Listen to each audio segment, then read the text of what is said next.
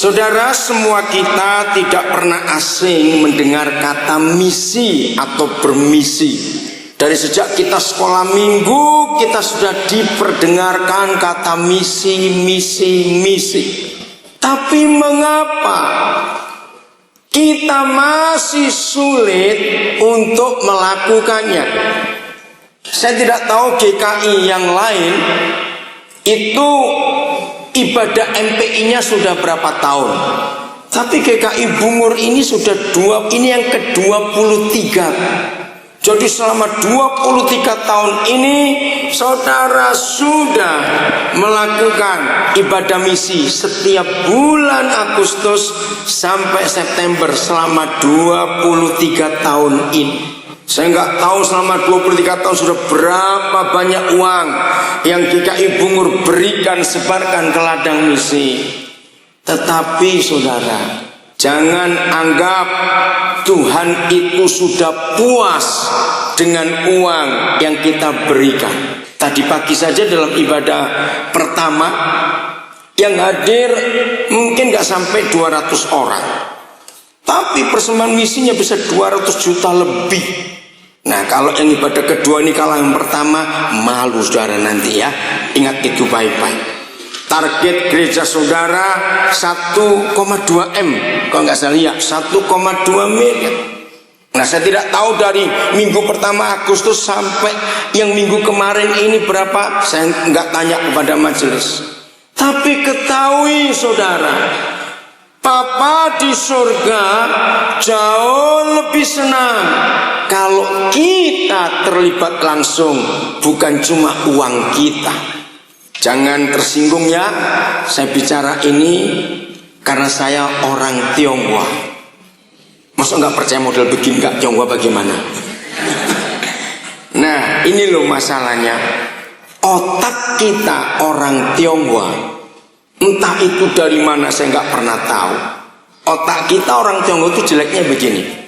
Pokoknya aku sudah bayar, aku nggak mau repot-repot, aku nggak mau berkeringat. Orang Tionghoa lebih senang mengeluarkan duit daripada tenaga. Setuju atau tidak terserah saudara. Nah, akhirnya waktu kita terlibat di misi, memang saudara, tahun 73 saya itu terlibat misi dengan MAAT, masih namanya MAAT, Madrasah Alkitab Asia Tenggara di Kasin Kidul. Waktu itu jalannya masih jalan Kasin Kidul, saya lupa jalan baru ini apa namanya. Waktu itu Dr. Stephen Tong belum doktor. Nah, saya terlibat dalam misi gereja-gereja Tionghoa tahun 73. Waktu itu di antara semua yang paling besar utusannya itu gereja di daerah Jalan Gajah Mada. Saya lupa apa namanya gereja itu. 2 minggu kami duduk di gedungnya MAAT. Waktu itu masih nama MAAT, Madrasah Alkitab Asia Tenggara. Memang sejarah itu mencari sampai hari ini. Gereja-gereja di dunia yang uang misinya paling banyak itu gereja Tionghoa, saudara. Memang Tuhan percayakan itu.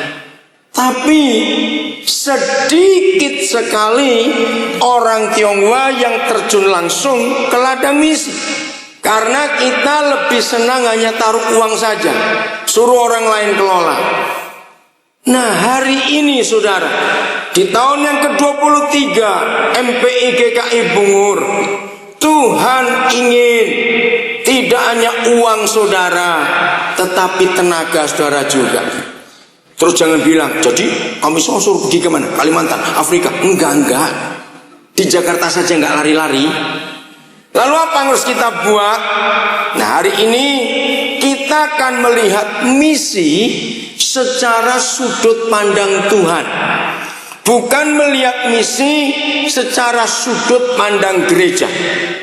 26 Agustus minggu yang lalu, pas seminggu hari ini, saya bersama istri mensyukuri 40 tahun saya jadi penginjil.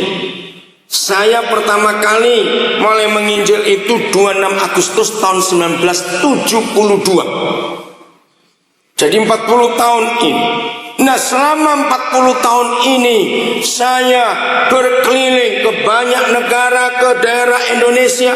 Dari 33 provinsi, satu-satunya provinsi saya belum kunjungi adalah provinsi Bangka Belitung. Yang 32 sudah saya kelilingi, saudara. Nah, selama 40 tahun ini saya bergerak di ladang misi. Saya tuh menemukan mengapa orang Kristen tahu misi tapi takut untuk melakukannya. Ternyata doktrin yang salah yang selama ini kita pakai. Nah, karena penekanan misi menggunakan doktrin, maka itu masing-masing gereja akan beda bentuk dan pola misinya. Nah, itu yang terjadi di Indonesia sampai hari ini. Kalau ada orang Kalimantan Tengah akan tahu ini masalah. Di Kalimantan Tengah itu 90% itu misi Jerman. Mereka mendirikan gereja namanya Gereja Kristen Evangelis, GKE. Nah, itu sampai hari ini kalau ada badan misi dari gereja di luar mereka, itu pasti benturan. NIAS itu misi dari Jerman juga, tapi dari Jerman Selatan. Kalau ada yang lain masuk membawa misi Injil, pasti benturan. Merauke itu wilayah Katolik. Kalau sampai ada yang lain masuk, pasti benturan. Nah, itu yang menjadi sebab kita takut untuk terjun langsung di misi. Lebih baik kita beri uangnya saja. Hari ini kita akan belajar misi dari sudut pandang Tuhan Yesus, bukan dari sudut pandang gereja. Saya percaya Roh Kudus akan menolong kita untuk berani bermisi tanpa takut, karena kasih Tuhan dibutuhkan oleh semua orang. Saya mau saksi, 40 tahun ini saya bermisi. Saya bersyukur belum pernah, bayangkan 40 tahun, belum pernah saya ditolak orang, saudara. Bukan karena saya hebat, tidak, karena saya menemukan dalam Alkitab misi yang kita kerjakan dari sudut pandang Tuhan, orang tidak akan menolaknya. Nah, mari kita melihat beberapa bagian dari kehidupan Tuhan Yesus yang melakukan misi itu. Kita buka Yohanes 7 ayat 38. Begini kata Tuhan Yesus kepada orang banyak itu. Yohanes 7 ayat 38. Barang siapa bagaimana? Ayo baca. Barang siapa bagaimana? Percaya kepada Tuhan Yesus. Saya tanya dulu, saudara percaya Tuhan Yesus atau tidak? Ya, kalau enggak ngapain di sini? Tapi nanti sore kebaktian jam 5, saya akan bawa orang yang belum percaya Tuhan Yesus untuk ke sini. Tadi sela-sela antara kebaktian pertama kedua, saya baru bisa telepon dia. Namanya Mas Kur, orang Muslim dari Cilacap. Kenapa? Dia akan usahakan. Tadi saya telepon jam 9 lewat, dia baru selesai pulang dinas malam. Dia itu satpam di Central Park, saudara. Senin yang lalu tanggal 27 Agustus pagi, saya mesti ke Central Park untuk ketemu 2 orang. Ternyata saya mungkin kecepatan datang atau mereka terlambat, saya lupa. Pokoknya saya datang, mereka 2 belum datang. Lalu saya nunggu, SMS saya bunyi, ternyata ada yang minta kiriman uang lewat BNI. Lalu saya tanya petugas, mana ATM BNI? Ditunjukkan di depannya Carrefour. Oke, saya ke sana, ada 3 ATM. Ya, saya tuh nggak milih apa-apa. Saya langsung aja yang paling gampang, yang paling tengah.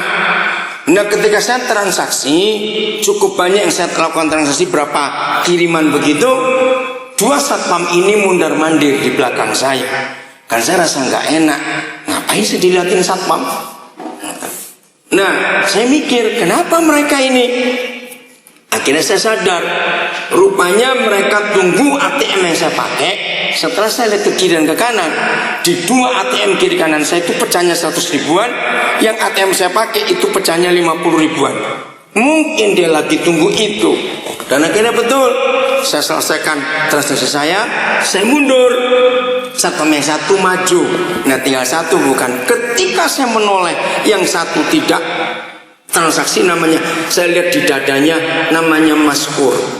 Maka itu biasakan ya saudara, anak-anak muda siapapun juga, saudara masuk ke tempat parkir, saudara masuk ke hotel, saudara masuk ke daerah-daerah yang ada satpam, ada tukang parkir, perhatikan namanya ya di dadanya dan sapa dengan namanya.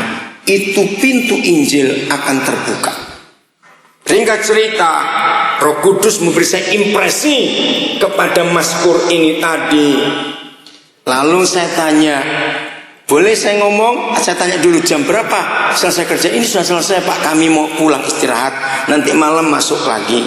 Boleh saya minta nomor teleponmu? Boleh. Jam berapa nanti saya bisa telepon? Jam 3 Pak, saya sudah selesai istirahat jam 3 sore.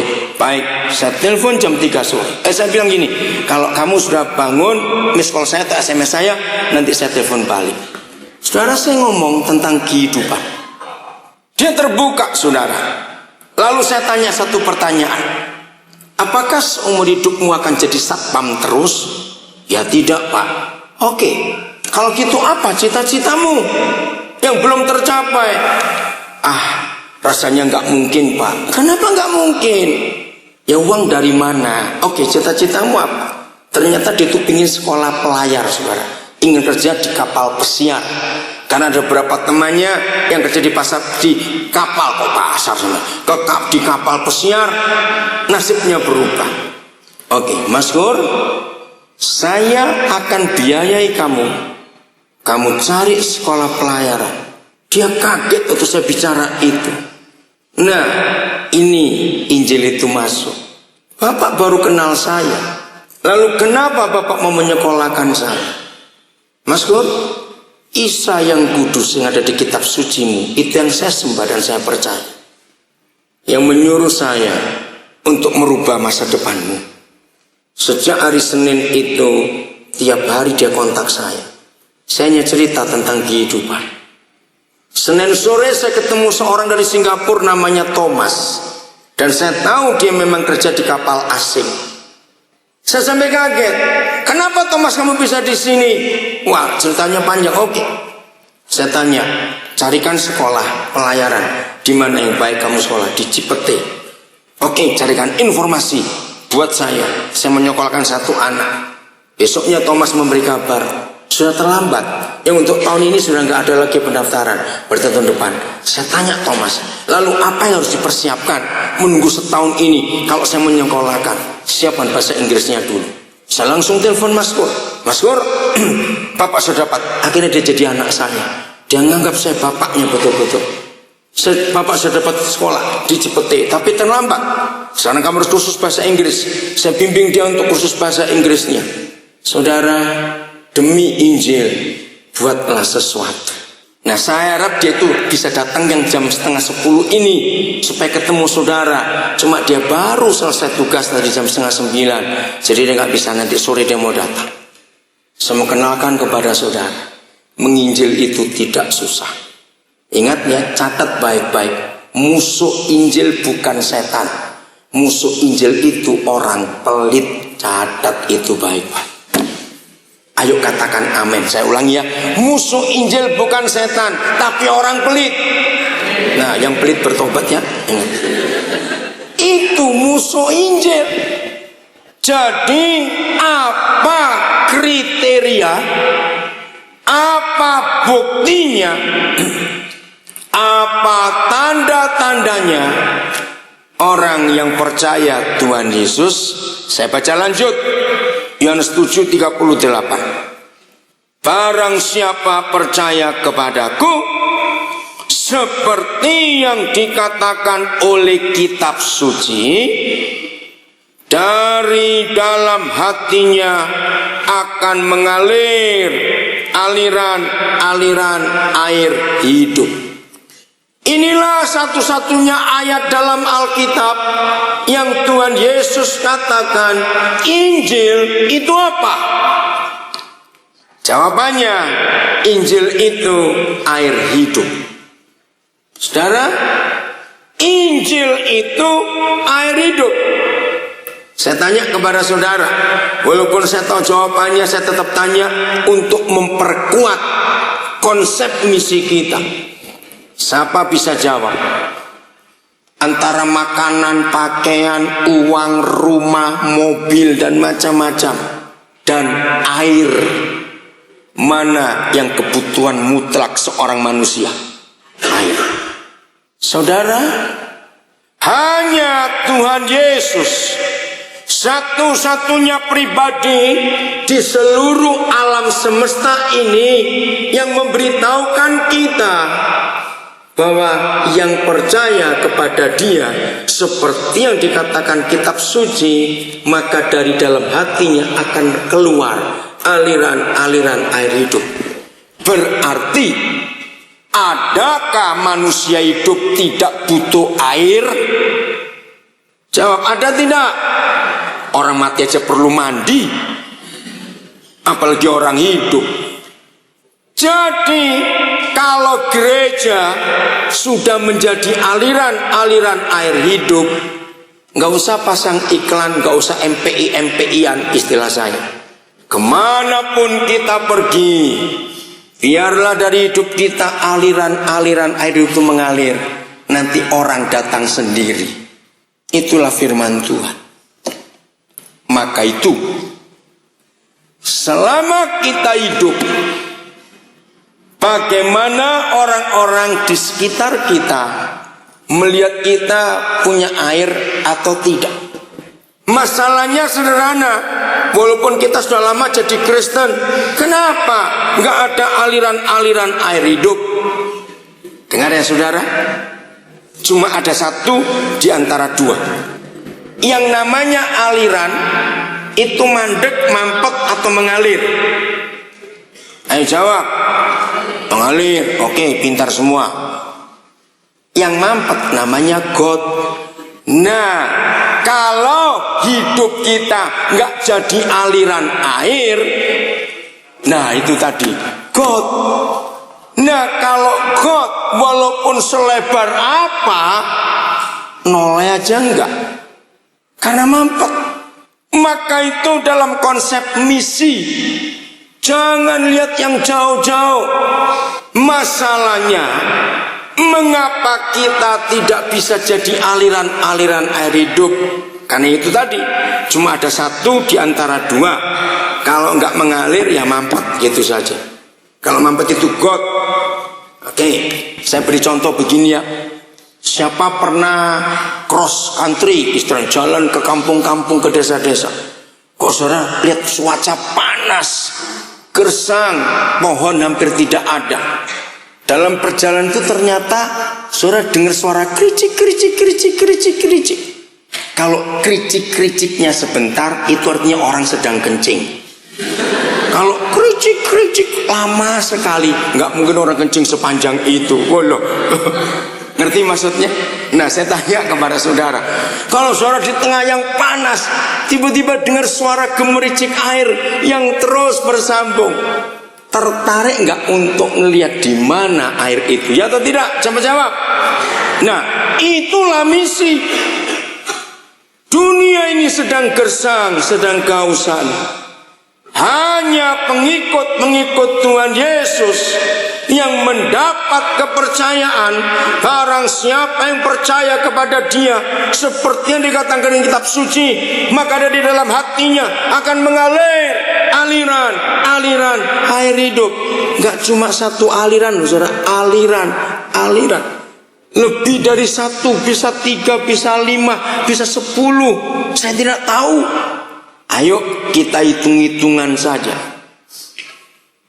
Oke, nah ngomong aja 300 orang hari ini. Kalau masing-masing kita itu punya 5 aliran saja, jadi kali 200 ada berapa sumber mata air di GKI Bungur saja? Cepat, berapa? 1.500 aliran. Nah, menghitung debit air itu pakai liter per detik.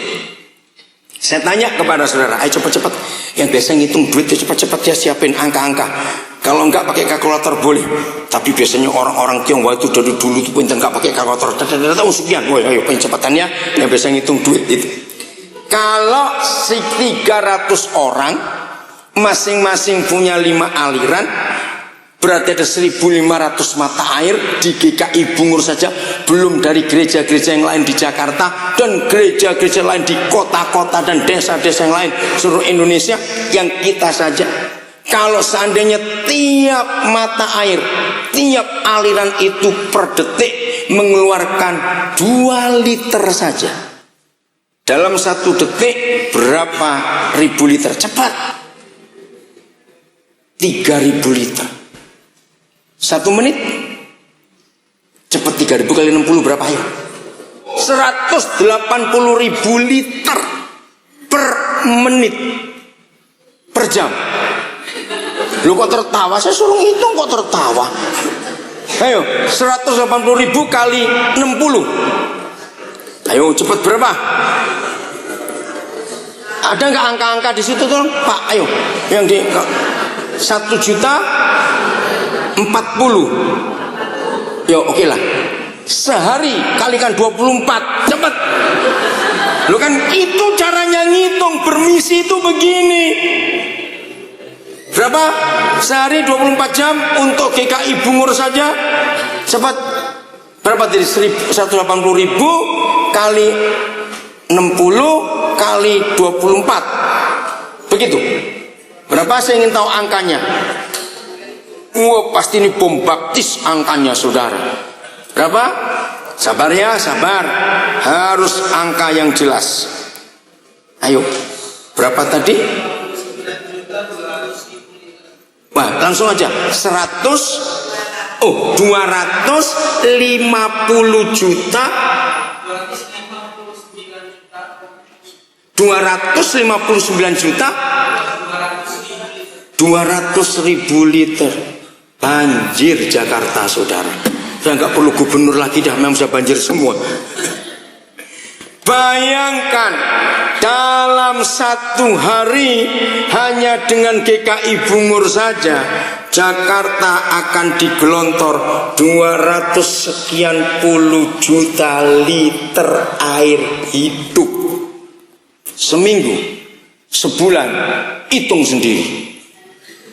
Jadi seharusnya kalau kita mau terlibat di misi langsung, saudara, nggak perlu nunggu MPI sampai 23 tahun. Betul? Karena kita tidak bisa mengalirkan. Angkanya tulis saja, Pak. Tadi itu 240 juta supaya kita punya bayangan yang spektakuler untuk 24 jam saja dari GKI Bungur saja, belum dari yang lain. Nah, masalahnya adalah kita hanya percaya Tuhan Yesus, tetapi tidak percaya Dia seperti yang dikatakan kitab suci. Nah, saya akan masuk. Apa saja yang dikatakan kitab suci? Wah, terlalu banyak. Nggak cukup hanya satu kebaktian ini saja cerita. Tapi saya ambil satu saja yang dikatakan, mana angkanya kok belum keluar? Yang dikatakan kitab suci. Ini yang jadi masalah, saudara. Di antara banyak yang dikatakan kitab suci, untuk kita layak diakui sebagai orang yang 259 juta 200.000 liter. Hanya 300 anak Tuhan yang masing-masing punya 5 mat aliran air dan masing-masing aliran keluar 2 liter per detik. Bayangkan kalau itu diakumulasi lagi, ada yang punya 10 aliran, ada yang punya 3 aliran, ada yang punya 8 aliran, ada yang punya 11 aliran. Lalu komposisinya masing-masing aliran beda. Ada yang setengah liter per detik, oke. Ada yang 2 liter per detik, ada yang 1 liter per detik, ada yang 3 liter, 10 liter per detik, tergantung mata airnya. Wow, saudara, sudah lama orang itu percaya Yesus dengan gampang. Saya saksikan dulu. Dalam seminggu ini, dari Senin tanggal 27 saya ketemu Mas Kur, sampai kemarin tanggal 1 September, saudara. Dalam minggu ini saya sudah mengalirkan air hidup ini untuk 5 orang yang saya temui. Yang 2 pegawai rumah makan di Ubud, tanggal 28 sore saya retreat di Ubud. Itu hari besar buat orang Bali, hari galungan kemarin ini. Retreat dibuat di sebuah rumah makan namanya Pulau Kelapa, milik orang Jakarta, namanya Pak Adi. Pemiliknya nggak ada tapi manajernya ada. Manajernya namanya Kemal, dari Muslim, tapi saya percaya Tuhan Yesus. Nah, selama saya ngajar, berturut-turut 2 pelayan restoran itu masuk ke tengah-tengah kami belajar dengan menyuguhkan minuman. Saya baru berdiri untuk ngajar, 1 pelayan namanya Wayan Agus. Begitu dia masuk, Roh Kudus memberi saya impresi. Lalu saya tanya, Pak Kemal, namanya siapa?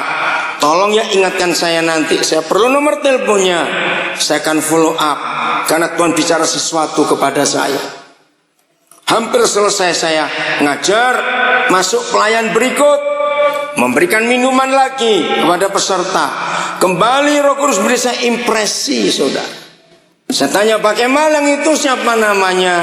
Dewa. Saya minta nomor teleponnya. Tanggal 29 saya nginap di Sanur. Malam itu saya nginap di rumah anak saya, terus 29 pindah ke Sanur. Dipaksa oleh seorang pengusaha yang punya villa cukup bagus. Saya bilang, Pak, sudah, saya di rumah anak saya saja. Sudahlah, ada villa saya lagi kosong, kamarnya 1. Sekali-sekali toh, hamba Tuhan juga bisa tidur tempat yang enak. Saya bilang di rumah anak saya juga enak, saya bilang begitu. Tapi dia paksa, oke. Saya dijemput pakai mobilnya, saya sampai ke villanya. Ketika masuk villa, pintu pagar dibuka. Seorang anak muda, Roh Kudus beri saya impresi lagi. Terus saya tanya, Pak, siapa namanya? Bobby. Sudah berapa lama kerja di sini? Baru 6 bulan. Saya bilang, boleh nggak nanti setelah kita bicara-bicara, saya perlu dia? Oh boleh. Nah, saya tanya jam berapa dia selesai kerja? Jam 11 malam. Baik. Setelah sharing, makan, cerita, sudah jam 11. Besok paginya saya mesti berangkat ke Surabaya. Tanggal 30-nya itu saya bilang, Pak, boleh nggak saya panggil Bobby? Boleh. Saudara, ketika Bobby ketemu saya sampaikan kalimat ini. Kalau kamu nggak ngampuni bapakmu, kamu kerja di mana saja kamu nggak akan berhasil. Saudara mendengar kalimat itu, matanya itu melotot, wajah marah, saudara. Saya tahu. Begitu dia belum bereaksi, saya langsung peluk dia. Yang punya villa namanya Pak Peter. Dia kaget, saudara. Bobby ini menangis, menjerit. Bob, atas nama bapakmu, bapak minta maaf. Karena bapak membuang kamu dari kecil. Ini Pak Peternya kaget. Karena saya nggak ngapa-ngapain, cuma bilang ampuni bapak. Cukup lama dia menangis, saudara. Setelah reda, lalu kami bertiga duduk. Pak Peter mendengarkan cara saya nginjil. Ternyata dia SD aja nggak lulus. Hidupnya penuh kebencian dan kemarahan dengan bapaknya. Karena bapaknya meninggalkan dia dan ibunya waktu dia masih bayi. Dan dia besar dengan kakek nenek. Langsung saya tanya kepada dia, Bob, masa seumur hidup kamu cuma jadi pembuka tutup pintu saja? Kamu ingin belajar apa untuk menambahkan kualitas hidupmu? Coba jawab. Saudara, dia nggak bisa ngomong. Karena saya tahu anak seperti itu mau punya cita-cita apa. Saya akhirnya buka pembicaraan. Kamu kan tinggal di Bali, dia bukan orang Bali. Di sini banyak turis, banyak hotel, banyak rumah makan. Kamu mau jadi guide? Atau mau training perhotelan? Atau kamu mau kursus bahasa apa? Ayo pilih. Sekarang saya jadi bapakmu, dan bapak bertanggung jawab untuk hidupmu. Bapak akan kursuskan kamu. Pilih. Saudara, Pak Peter mendengar itu dia kaget. Hampir jam 12 saya bilang, kamu besok jam 7 kerja lagi, kamu tidur. Besok pagi bapak berangkat jam 7:30, kamu ketemu dulu. Dia masuk, tinggal saya dengan Pak Peter. Pak Peter geleng-geleng, saudara. Ternyata nginjil itu mudah. Saya bilang, iya Pak, orang pelit yang susah nginjil. Saya bilang begitu. Pak Peternya tertawa. Di situ dia punya 9 villa, saudara. Semuanya penuh disewa orang. Besok paginya dia kontak saya, ketemu pagi-pagi. Saya peluk dia lagi. Bapak akan pergi, tapi kamu jangan segan kontak SMS. Kalau saya tahu mau kursus di mana, berapa biayanya, beritahu. Dari situ Injil itu masuk. Saudara, saya bisa cerita banyak. Nah, akhirnya Wayan, Agus, dan Dewa sudah saya follow up. Mereka terbuka. Saya meyakinkan mereka, termasuk Mas Kur tadi. Saya nggak akan mempengaruhi kamu untuk pindah agama, tidak. Tapi kalau kamu mau tanya apa-apa, mau ingin ngerti apa-apa, kontak. Itu komitmen saya. Jangan mindahkan agama orang, karena itu akan menjadi benturan nanti. Saya percaya yang Tuhan Yesus katakan di Yohanes pasal 8. Apabila kebenaran itu memerdekakan kamu, maka kamu akan merdeka dengan sungguh-sungguh. Nah, setelah dia merdeka, baru dia akan milih yang mana. Pasti kena, saudara. Pasti kena. Tanggal 23 Juli yang lalu, 23 Juni, maaf, saya baptis 5 orang dari latar belakang Muslim semua di Nabire. Yang 4 itu hasil penginjilan saya. Yang kelima itu pembantu seorang dokter yang sudah belajar penginjilan dari saya. Maka ketika dapat pembantu baru, mereka mulai cerita soal kasih Yesus, tidak mengajak pindah agama. Setelah sekian bulan kerja di dokter itu, maka pembantu ini mengambil keputusan. Nah, dokter sudah bilang, Koden, orang manggil saya Koden, kapan ada baptisan, saya ikutkan. Nah, hari itu 4 orang ini siap, saudara. Saya akan cerita satu persatu dengan ringkas. 5 tahun yang lalu, hampir 5 tahun yang lalu, ada seorang pendeta dari Tulungagung telepon saya. Pak, ada anak di desa kami ini pengen jadi bidan, tapi nggak punya biaya. Saya bilang pada pendeta itu, kalau dia biaya saya, berarti dia harus mau jadi bidan ke Papua. Karena semua uang saya keluarkan untuk membiayai orang-orang itu harus jadi berkat ke Papua. Coba saya tanyakan, Pak, namanya Ratna. Oke. Sudah? Ratna mau ke Papua. Bagus kalau begitu. Nah, awal tahun ini dia lulus S1 kebidanan. Ya, seperti janjinya ke Papua. Tapi dia minta izin saya, boleh nggak saya magang dulu? Oh boleh, supaya kamu punya pengalaman dan kamu bisa punya alat-alat. Oke. Nah, saudara, bulan Mei awal dia selesai magang, lalu dia berangkat ke Nabire. Ya, saya berangkatkan karena itu komitmen dari awal.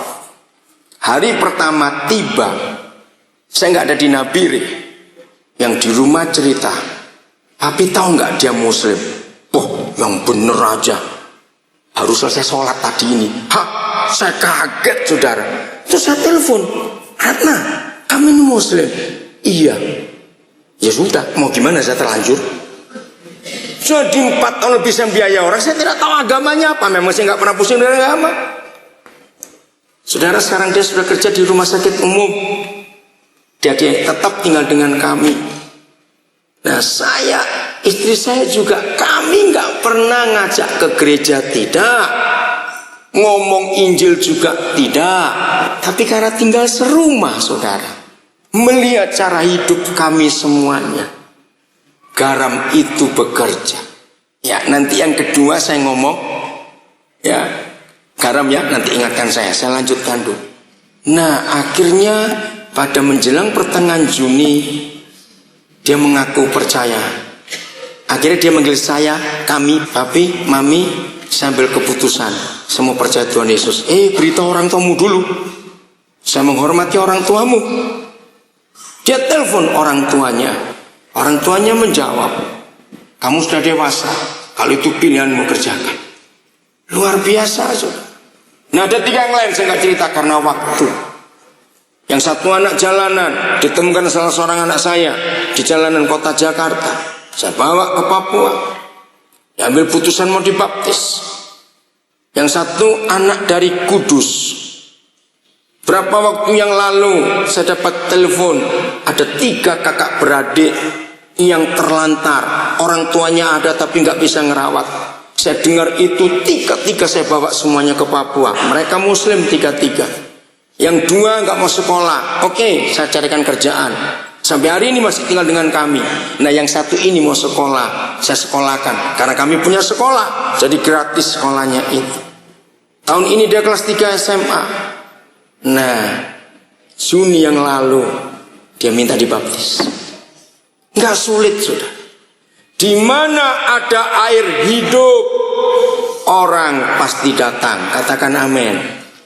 Kalau God orang nggak mau datang, dipanggil aja nggak kok, sudah.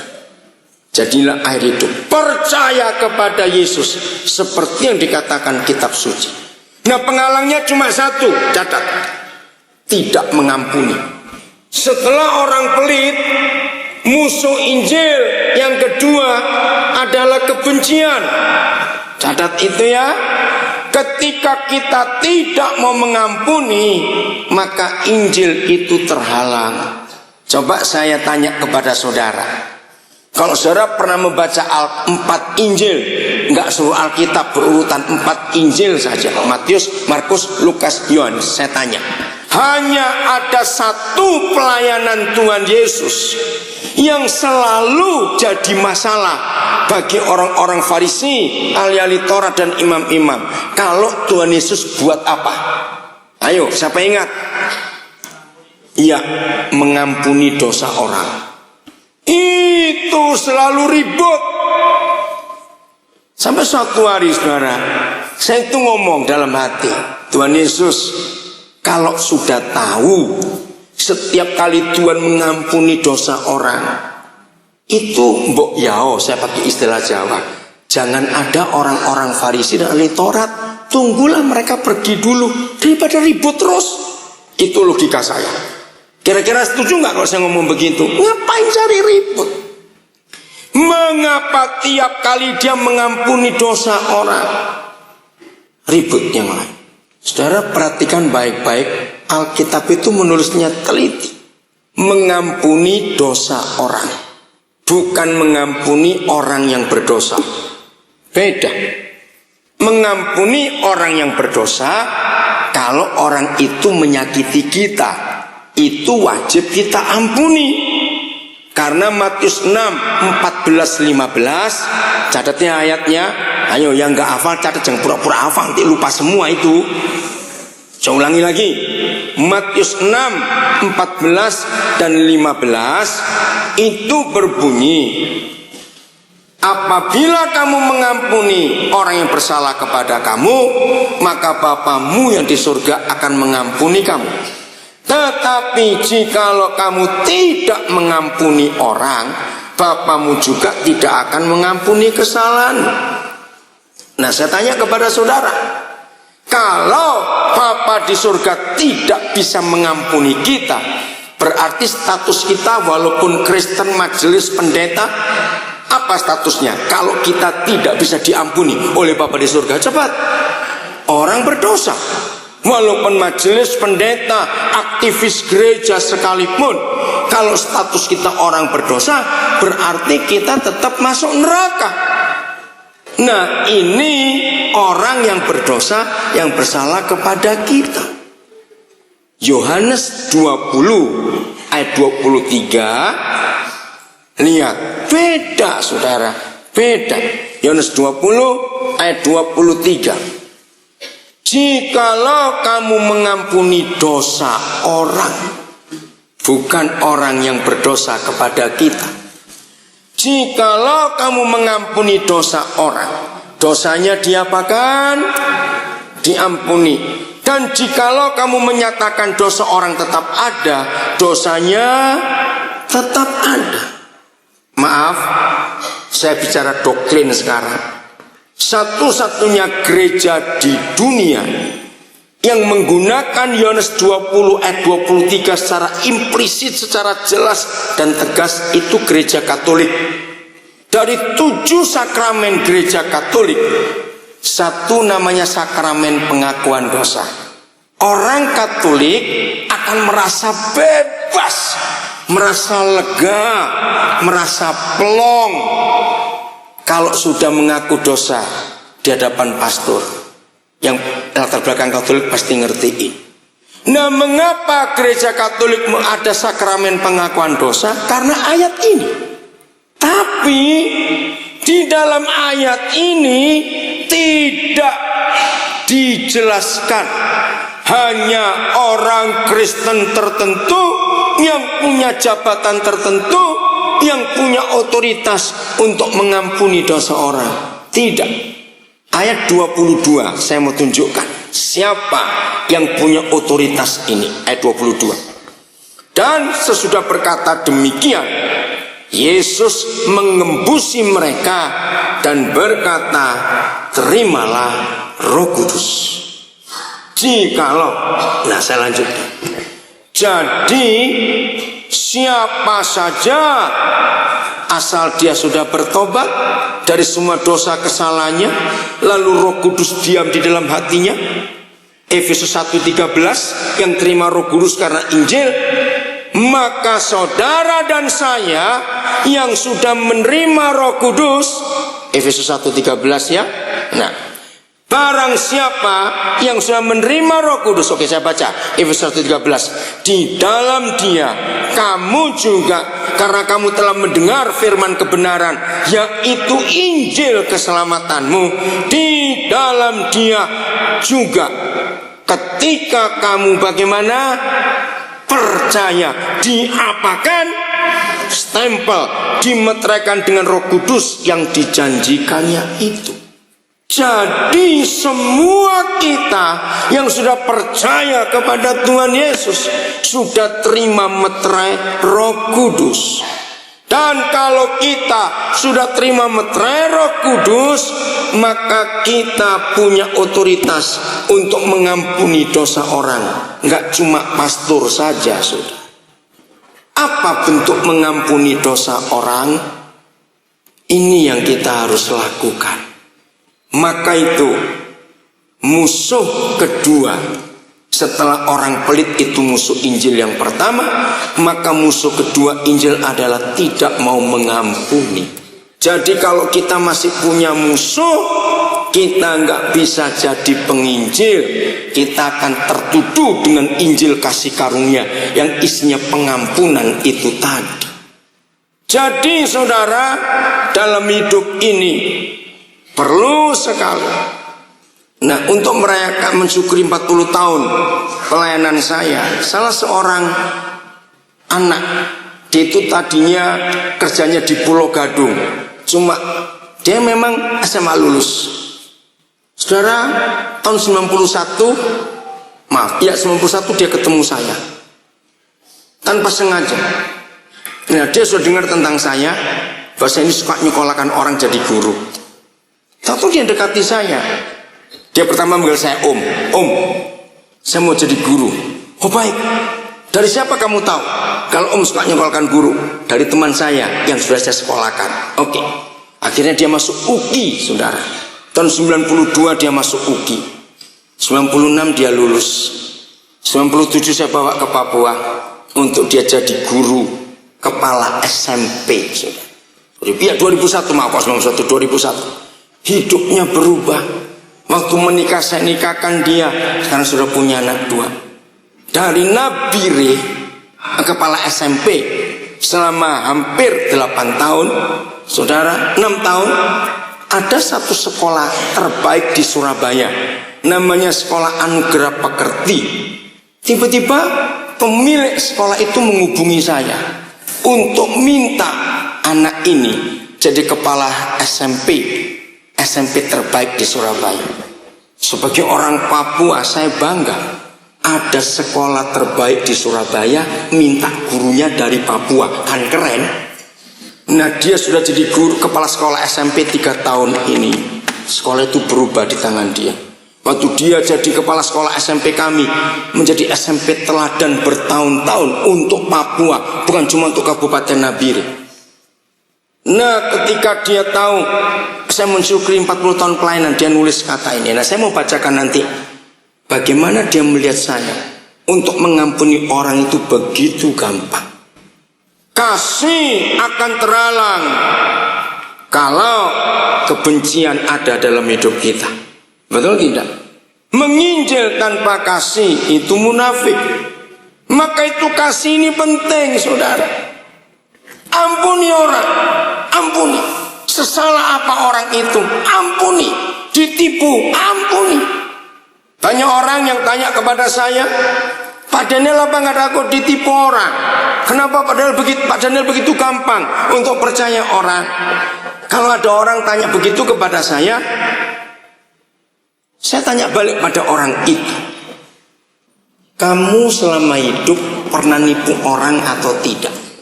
Loh, kok senyum? Saya tanya kok. Yang kedua, oke, kalau kamu nggak pernah nipu orang, selama hidup pernah nipu Tuhan atau tidak? Ya, setelah saya tanya, saudara jawab. Selama hidup pernah nipu Tuhan tidak? Ya sudah. Kalau pernah nipu Tuhan, ngapain takut ditipu? Saudara, kita harus berani buat sesuatu untuk mengampuni orang. Jadi kalau ada orang berdosa datang kepada kita, nyatakan pengampunan. Kalau ada psikolog di sini pada hari ini, saya mau jelaskan itu. Tanya pada para psikolog, mengapa ada orang kena gangguan jiwa? Bukan gila ya, baru mulai gangguan. 80 sekian persen psikolog itu mencatat 80 sekian persen penyebab orang punya gangguan jiwa karena rasa bersalah yang tidak berkesudahan. Saya ulangi, 80% orang kena gangguan jiwa karena rasa bersalah yang gak selesai-selesai, guilty feeling. Maka itu ketika kita datang kepada mereka, dosamu diampuni, ayo aku urus. Ayat yang terakhir, Yohanes 1:29. Kita lihat ini. Ini ayat yang terakhir, Yohanes 1 ayat 29. Nah, lihat. Saya baru ingat ternyata waktu anak saya itu kirim puisi itu masih ada di BB Senti. Saya akan baca di sini. Yohanes 1:29. Saya akan akhiri dengan konsep ini.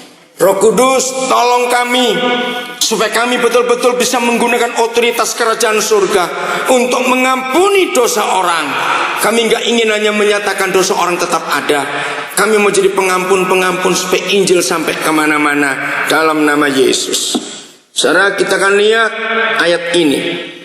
Pada keesokan harinya, Yohanes melihat Yesus datang kepadanya. Dan dengan spontan Yohanes Pembaptis berkata kepada orang banyak yang tiap hari mendengarkan dia khotbah, lihatlah anak domba Tuhan yang menghapus dosa dunia. Tahun 84 awal saya pertama kali mendapat jawaban tentang anak domba. Waktu itu saya lama di Jerman dalam pelayanan untuk mahasiswa Indonesia. Kalau pagi mereka kuliah, saya nganggur bersama Pak Ani Layantara. Waktu itu dia belum menikah, saya juga belum menikah. Maka saya belajar ke perpustakaan lengkap kampus-kampus Jerman itu perpustakaannya. Nah, sampailah kepada sejarah Roma. Saudara, saya pernah nginjil dengan terminologi anak domba.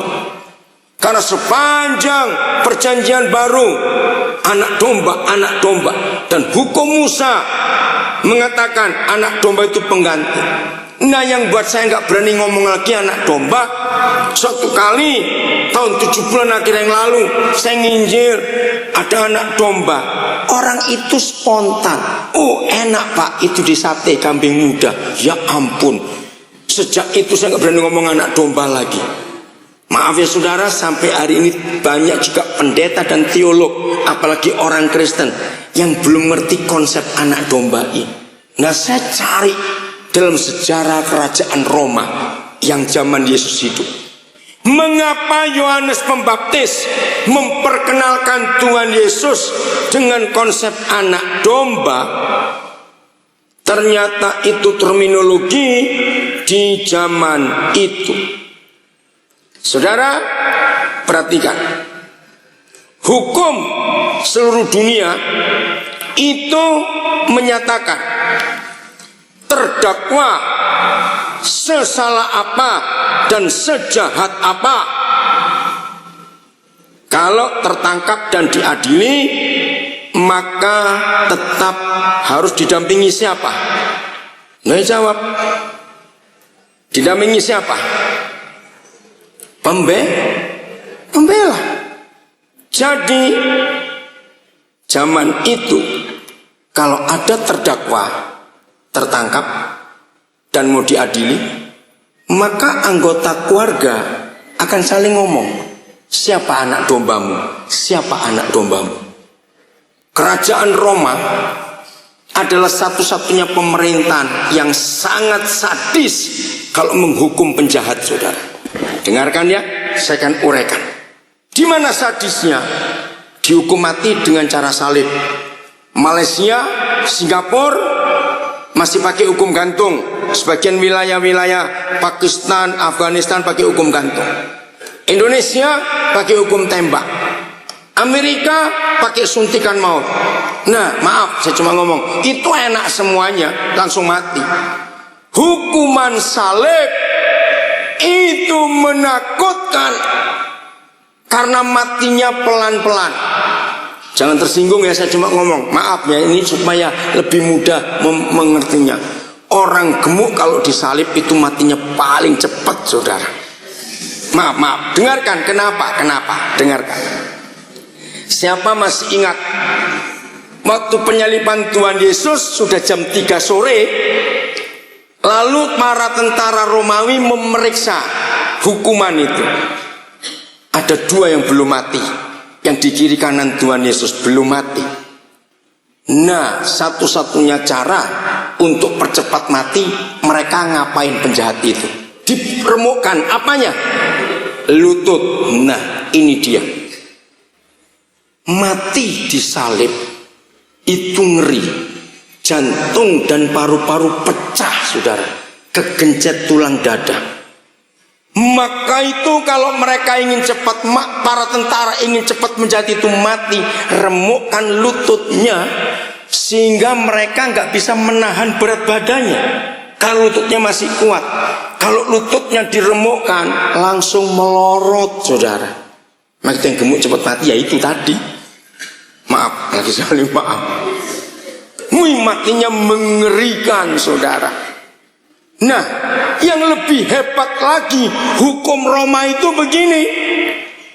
Kalau pembela tidak bisa meyakinkan si pengadilan bahwa orang ini tidak bersalah, maka pembelanya harus menggantikan hukuman itu.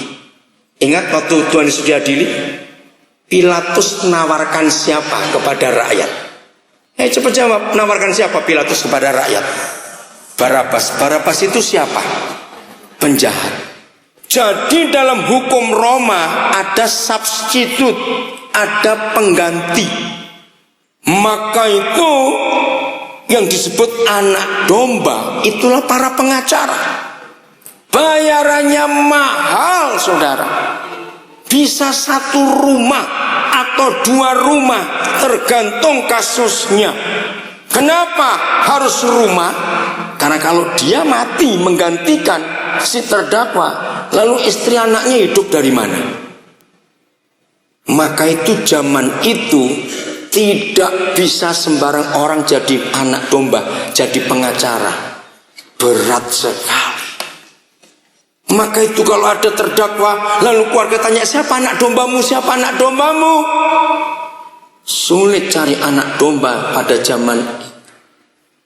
Tapi hari itu Yohanes Pembaptis tampil.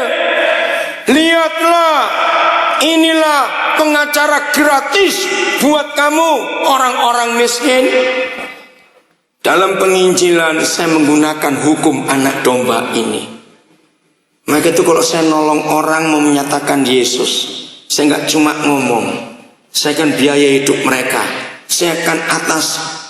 Kalau mereka punya utang, saya akan bimbing mereka baik-baik. Bagaimana kamu punya utang? Kenapa? Sebab utang. Ayo saya ajari mereka untuk bisa kerja lagi. Ayo bayar utangmu. Ini yang Tuhan mau, saudara. Keluarga berantakan yang mau bercerai, jadilah anak domba untuk mereka. Anak-anak yang tertinggal, anak yang terbuang, anak-anak yang gak ada harapan buat masa depan, jadilah anak domba buat mereka. Jadi pengganti hukuman untuk mereka. Katakan amin, saudara. Maukah kita jadi anak domba untuk mengganti hukuman mereka dan mereka kita selamatkan? Itu yang Tuhan Yesus ajarkan kepada kita. Maka itu saya ulangi lagi, musuh Injil 2, orang pelit dan orang yang nggak mau mengampuni. Karena menjadi anak domba harus mengampuni. Oke, sebelum saya akhiri, saya mau bacakan tulisan salah seorang anak kami ini. Saya kaget dia nulis ini untuk mensyukuri 40 tahun pelayanan saya. Dengarkan ya, agak panjang. Maaf. Doa seorang yang mengasihimu. Amang, nah, karena dia anak Batak. Orang Batak manggil ayahnya itu Amang. Saya dipanggil Amang. Jadi ratusan anak-anak itu manggil saya dengan macam-macam istilah dari daerah mereka masing-masing. Amang, aku tak pandai menulis, pun tak pintar mengarang puisi. Karena itu, ini bukanlah tulisan, apalagi sebuah karangan. Ini adalah bahasa batinku. Semoga memberi sedikit semangat bagimu. Anggaplah ini sebuah laporan rekam jejakmu yang sempat kurekam dengan kamera hatiku yang tak sempurna. Masih segar di ingatanku ketika kita berangkat ke Nabire. Jadi pertama kali saya bawa dia ke Nabire lulus itu kami naik kapal, saudara, kapal laut. Saat itu memang musim libur, sehingga penumpang berjubel memenuhi setiap jengkal tempat di kapal. Bahkan hingga ke mulut pintu WC, orang-orang menggeletakkan badannya. Aku melihatmu tertidur di tangga, terhimpit di antara orang-orang yang juga tertidur karena kelelahan. Aku sangat tahu kau bukan tak punya duit untuk naik pesawat atau membeli tiket di kelas 1A.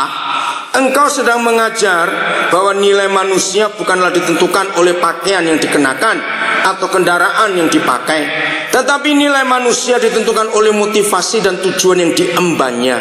Sebuah pelajaran kau ajarkan bukan dengan teriak-teriak, tetapi dengan diam, tidur dalam hening.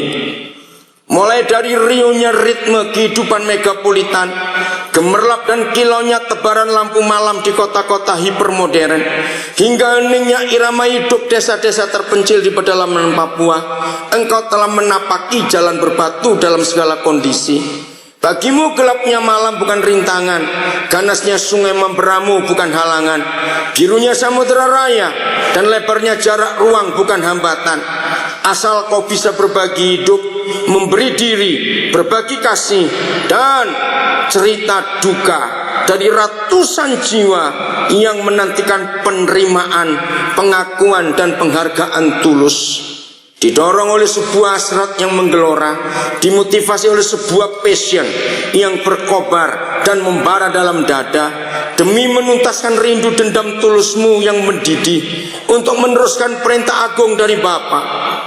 Jeritan pilu anak muda tanpa identitas, derayan air mata dari ratusan biduk rumah tangga yang nyaris hancur lebih mengganggu batinmu daripada daya tarik kilauan mobil mewah atau indahnya rumah mentereng. Jiwa-jiwa yang terbelenggu, terpenjara dan terkurung oleh kebodohan pikirannya sendiri menjadi incaran nafsumu yang berkobar, hasratmu yang menggebu untuk membebaskan anak-anak panah dari busurnya supaya mereka melayang, terbang melesat, mengukir makna dan menyembah pencipta lebih penting bagimu daripada panggilan resepsi makan dari para elit gereja dan elit pemerintah. Engkau memberi trompet bagi mulut yang tak mampu berucap sehingga suara mereka menggelegar hingga ke takhta Bapa. Engkau memberi tenaga bagi mereka yang tanpa daya sehingga mereka yang tak berpengalaman ini menjadi pengajar, menjadi dosen dan menjadi dokter. Ucapanmu tajam menghujam hingga menembus motif-motif busuk yang tersembunyi rapat. Sungguh memang universitas bisa menghasilkan sarjana pendidikan, namun padang belantara dan kesederhanaanlah yang menghasilkan pendidik sejati. Kemajuan teknologi telah menghasilkan alat bantu melihat dan mendengar, namun hanya mata yang tertutup kepada kekurangan orang disertai batin yang terbuka kepada kebutuhan jiwalah yang meneguhkan manusia.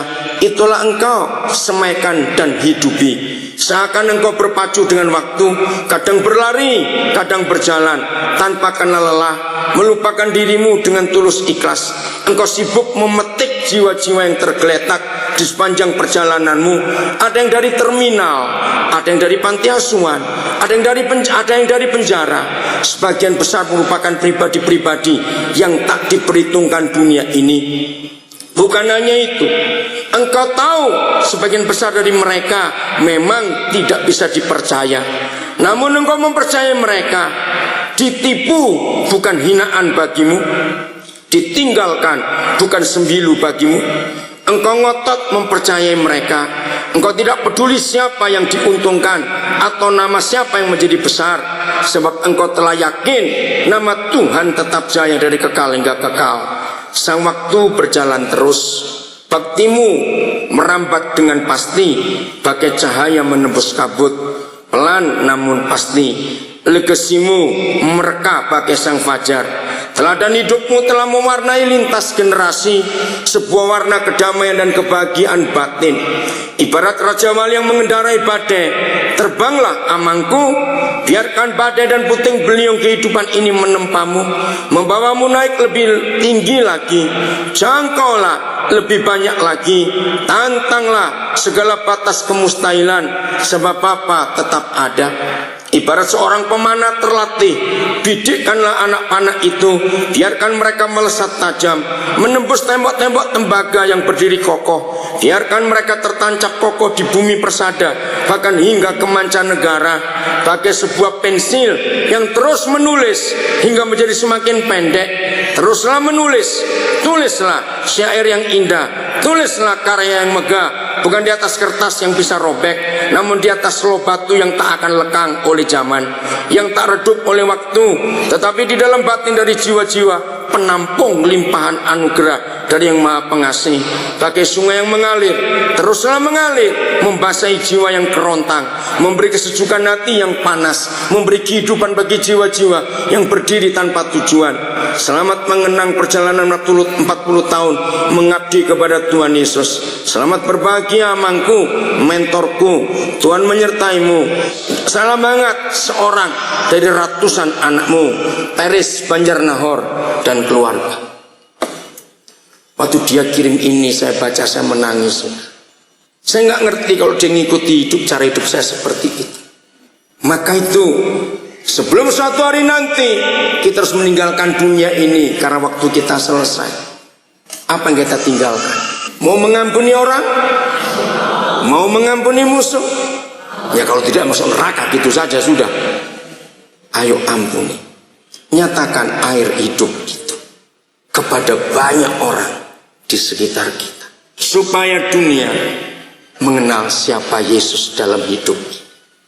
Ayat terakhir, jadi bawalah anak domba kemana saja kita pergi, karena dunia membutuhkan pengganti untuk orang hukuman itu diselamatkan. Kisah Rasul pasal yang ke-20. Kalau mau bergerak di bidang misi, jangan memperhitungkan diri sendiri, jangan memperhitungkan siapa aku, jangan. Lupakan diri kita. Pasal 20 ayat yang ke-21. Aku senantiasa. Apa kata lain senantiasa? Terus menerus. Aku terus menerus bersaksi kepada orang-orang Yahudi dan orang-orang Yunani supaya mereka bertobat kepada Tuhan dan percaya kepada Tuhan kita Yesus Kristus. Jangan berhenti untuk bersaksi. Amin kan saudara? Ayat 22. Tetapi sekarang sebagai tawanan roh, aku pergi ke Yerusalem dan aku tidak tahu apa yang akan terjadi atas diriku di situ, selain daripada yang dinyatakan Roh Kudus dari kota ke kota kepadaku, bahwa penjara dan sengsara menunggu aku. Tetapi aku tidak menghiraukan nyawaku sedikit pun, asal saja aku dapat mencapai garis akhir dan menyelesaikan pelayanan. Saya suka kalimat ini. Asal saja aku dapat mencapai garis finish, garis akhir, dan menyelesaikan pelayanan yang ditugaskan oleh Tuhan Yesus kepadaku untuk memberi kesaksian tentang apa? Injil kasih karunia Tuhan. Adik-adik masih SMP, SMA, jangan segan menyatakan kasih Yesus pada teman-temanmu. Ibu-ibu rumah tangga, kalau sekian jam duduk di depan orang yang medicure, pedicure saudara, berjam-jam bukan? Jangan sibuk baca buku atau ngomong yang enggak, ajak ngomong yang melayani saudara. Sekian jam itu Injil bisa masuk. Kalau saudara naik taksi, sopirnya enggak tahu, jangan marah-marah. Itu kesempatan nginjil. Kok enggak amin lagi? Sopir taksi banyak yang kagum dengan saya. Entah mereka sengaja nggak tahu atau memang pura-pura nggak tahu, atau memang mereka nggak tahu, saya nggak tahu. Maaf Pak ya, saya nggak tahu jalan. Oke, silakan tanya. Saya nggak pernah marah. Dan pasti sopir taksi berkata, Bapak ini penumpang saya satu-satunya yang saya nggak digoblok-goblokkan kalau saya nggak tahu jalan. Maka itu di handphone saya banyak nomor sopir taksi, kuli-kuli di airport saudara, portir-portir itu saya simpan. Kalau ada pesawat delay, saya nggak marah-marah. Saya langsung tanya berapa jam delaynya. Saya cari cleaner, saya cari kuli yang saya kelihatan wajah lapar. Ayo makan dulu, duduk sama-sama. Kok diam semua? Mengikuti nggak? Itu cara menginjil yang paling gampang. Kalau ada orang salah telepon, jangan maki-maki. Goblok, lihat nomornya nggak bisa. Awas begitu. Semua orang yang salah telepon pasti kena Injil. Saya bilang nggak salah. Oke sebentar, saya telepon balik saja. Sehingga kan tidak ada alasan untuk saya telepon. Saya ngebayar pulsa kok. Saya ngomong soal kehidupan saudara. Maka itu saya dijuluki pendeta yang unik. Karena kalau rumah saya kemasukan maling, saya nggak teriak maling, maling, enggak. Saya sambut baik-baik. Selamat malam, ayo duduk dulu. Apa kabar? Nah, kenapa? Cari jiwa itu susah. Ini datang sendiri saudara. Jangan diusir. Itu hidup saya untuk Injil. Maka itu sampai hari ini saya nggak pernah pengen punya mobil pribadi. Walaupun saya beli mobil bisa. Saya senang naik angkot, naik taksi, kalau supaya saya bisa cerita tentang kasih Tuhan untuk orang-orang itu. Itulah firman yang hidup. Saya mau bagi, saya dapat gratis dari Tuhan, supaya orang lain dapat gratis juga. Kemarin waktu saya ada di Kerobokan, penjara Kerobokan Bali, kalau saya pelayanan ke penjara, ada pertanyaan klasik, siapa yang mau bebas dalam waktu dekat? Beritahu saya. Kenapa saudara? Itu loh bedanya orang pulang rumah sakit dan pulang penjara.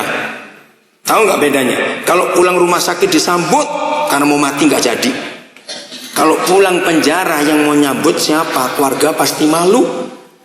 Nah, ada 3 orang yang akan bebas bulan September, bulan November, dan bulan Desember tahun ini. Saya bilang kepada mereka, pulanglah ke rumahku, aku ada tempat untuk kamu. Saya menunggu, saya akan pulihkan mereka. Kami punya tim untuk melayani orang-orang penjara. Nanti saya akan kursuskan mereka. Saya akan damaikan dengan keluarganya. Saya akan damaikan dengan orang yang dilukai atau keluarga korban. Saya akan damaikan. Karena kita ini juru damai. Ada banyak yang kita bisa buat untuk Injil. Amin. Mau melakukan? Kalau gitu bermisi itu gampang atau susah? Gampang, asal jangan pelit, itu saja. Ingat, Tuhan gak cuma butuh uang saudara, Tuhan butuh hidup kita untuk orang lain. Tuhan memberkati kita.